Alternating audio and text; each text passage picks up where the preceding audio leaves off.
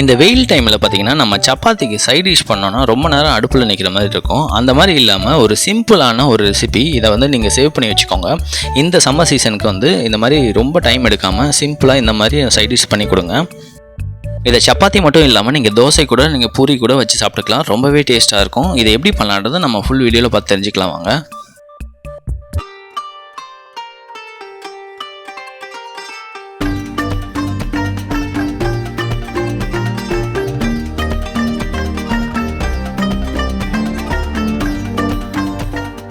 இதுக்கு தேவையான பொருள் ஃபஸ்ட்டு வந்து கேரட் வந்து எடுத்துக்கோம். கேரட்டை பொறுத்த வரைக்கும் பார்த்தீங்கன்னா இந்த எட்ஜஸ்லாம் ரிமூவ் பண்ணிக்கோங்க. எதுக்காக இதை வெட்டுறதை காட்டுறோன்னா எந்த அளவுக்கு வெட்டினா அது நமக்கு சாப்பிட்றதுக்கு கரெக்டாக இருக்குன்றதுக்காக இதை வெட்டுறதை காட்டுறோம். இந்த தோல்லாம் வந்து ரிமூவ் பண்ணிக்கோங்க. ரிமூவ் பண்ணிட்டு நார்மலாக வந்து வெட்டிட்டு இதை வந்து எந்த அளவுக்கு சின்னதாக நம்மளால் வெட்ட முடியுமோ அந்த அளவுக்கு நீங்கள் வந்து சின்னதாக வெட்டிக்கோங்க. அப்போ தான் உங்களுக்கு சாப்பிடும்போது ரொம்ப வந்து உங்களுக்கு கருக்கு முறுக்குன்னு இருக்காமல் ஒரு அளவுக்கு சாஃப்டாக இருக்கும். இந்த மாதிரி லெவலுக்கு வந்து வெட்டிக்கோங்க.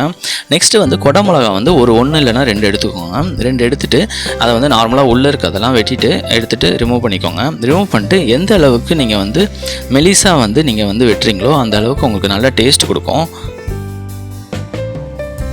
இந்த குடமிளகாயை வந்து இந்த மாதிரி உள்ள இருக்கிறத எடுத்துகிட்டு இந்த மாதிரி சின்ன சின்ன பீஸாக வந்து வெட்டி வச்சுக்கோங்க. எந்த அளவுக்கு முடியுதோ அந்த அளவுக்கு சின்ன சின்ன பீஸாக வெட்டிக்கோங்க. அப்போ தான் உங்களுக்கு சாப்பிட்றதுக்கு நல்லாயிருக்கும். இதையும் எடுத்து வச்சுக்கோங்க. நெக்ஸ்ட்டு வந்து பார்த்திங்கன்னா வெங்காயம் வந்து 1 இல்லைனா 2 வெங்காயம் சைஸ் பார்த்து நீங்கள் வந்து இந்த மாதிரி ஷேப்பில் வந்து வெட்டி வச்சுக்கோங்க. இதை வந்து ஒரு பவுலில் இது மாதிரி மாற்றிக்கோங்க. நெக்ஸ்ட்டு நம்ம குடமிளகா வெட்டி வச்சுருந்தோம் பார்த்திங்களா, அதையும் வந்து இதுலேயே சேர்த்துக்கோங்க. அதுக்கப்புறமேலே கேரட் நம்ம வெட்டி வச்சுருந்தோம்ல அதையும் வந்து இதிலேயே சேர்த்துக்கோங்க. ஒரு பவுலில் எல்லாமே எடுத்து வச்சுக்கோங்க. எடுத்து வச்சுட்டு இது எல்லாத்தையும் கொஞ்சம் கையாலேயே வந்து மிக்ஸ் பண்ணி விட்டுருங்க. இந்த மாதிரி லெவலுக்கு மிக்ஸ் பண்ணி விட்டுருங்க. அதுக்கப்புறமேலு உப்பு போட்டுட்டு நீங்கள் வந்து நல்லா வந்து மிக்ஸ் பண்ணிக்கோங்க. உப்பு வந்து நம்ம வந்து இதிலேயே சேர்த்துக்கிறது தான் உப்பு. நம்ம எக்ஸ்ட்ராவாக நம்ம உப்புலாம் சேர்க்க போகிறதில்ல. நெக்ஸ்ட்டு வந்து நல்ல ஒரு தாளிக்கிறதுக்கு வந்து பார்த்திங்கன்னா கொஞ்சம் ஆயில் வந்து எடுத்துக்கோங்க. ஒரு 30 ml ஆயில் எடுத்துக்கோங்க. எடுத்துகிட்டு இதில் வந்து சீரகம் வந்து ஒரு டேபிள் ஸ்பூன் சேர்த்துக்கோங்க. அது கூடவே வந்து பார்த்திங்கன்னா கடுகும் ஒரு டேபிள் ஸ்பூன் சேர்த்துக்கோங்க. இது கடுகு நல்லா வெடிப்பு வர வரைக்கும் வெயிட் பண்ணுங்கள். வெடிப்பு வந்ததுக்கப்புறம் ஸ்டவ்வை வந்து ஆஃப் பண்ணிவிடுங்க. ஆஃப் பண்ணிட்டு ஒரே ஒரு டேபிள் ஸ்பூன் வந்து சில்லி பவுடர் தனி மிளகாத்தூள் வந்து பார்த்திங்கன்னா இதை வந்து சேர்த்துட்டு நல்லா வந்து கிளறி விட்டுக்கோங்க.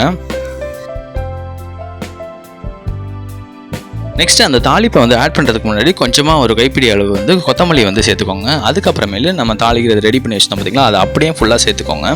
சேர்த்துட்டு அந்த ஆயிலே ஃபுல்லாக வந்து மிக்ஸ் ஆகிற அளவுக்கு இது பண்ணிக்கோங்க.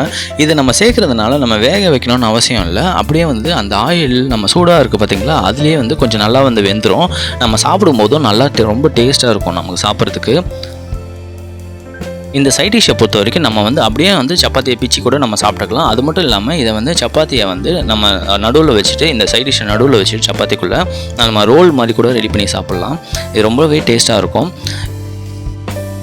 இந்த வீடியோ பிடிச்சிருந்தா நீங்களும் ட்ரை பண்ணி பார்த்துட்டு கமெண்ட்டில் வந்து சொல்லுங்கள். மறக்காமல் சப்ஸ்கிரைப் பண்ணிடுங்க. தேங்க்யூ.